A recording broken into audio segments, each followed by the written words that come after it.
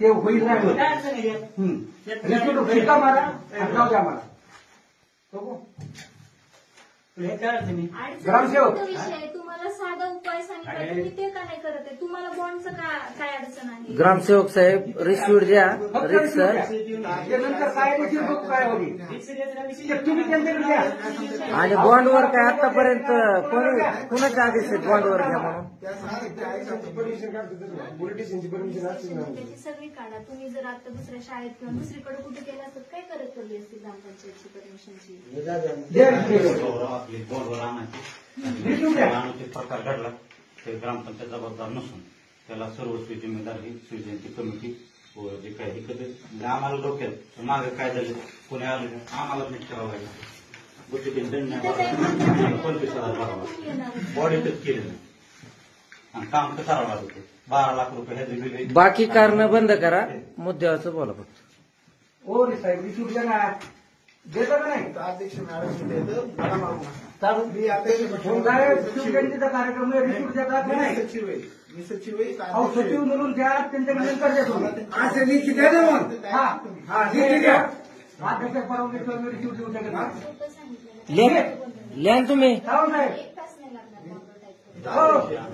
त्यांची परवानगी आधी घ्यावं लागेल ना. तुम्हाला देता येते का नाही हे 2 शब्दात सांगा. अध्यक्ष सांगतात ते आहे ना. तुम्हाला देता येते की नाही हे सांगा. तिथं अध्यक्ष आहेत ना त्यांना मला काय बोलायचं ते.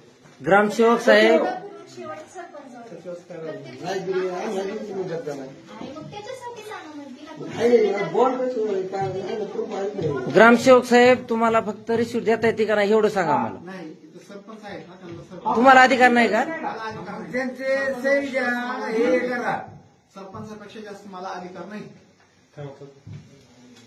मग तुम्हाला बोलत पाहिजे. बॉन्ड हा तुम्हाला कोणत्या आदेशात आहे? अरे आम्ही काय म्हणतो आज काही घेणं देणं नाही. बॉन्ड तुम्हाला कोणी अधिकार दिलाय? आदेश कोण दिलाय बॉन्डवर पाहिजे असा आदेश कोण दिलाय तुम्हाला? कुठं नियम आहे तुमचा? नियम काय आहे? नियम कशाचा तुमचा? कुणाचा नियम आहे? नियम नसतो. केलाय ना शूटिंग चालूच आहे. असा ग्रामसेवक साहेब. हो आणि ह्याच्यावर देता येते का नाही? अध्यक्ष सरपंच कोण आणायचं असेल ना तर मग त्याच्यावरच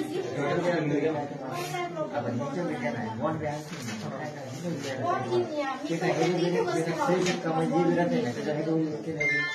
बसते.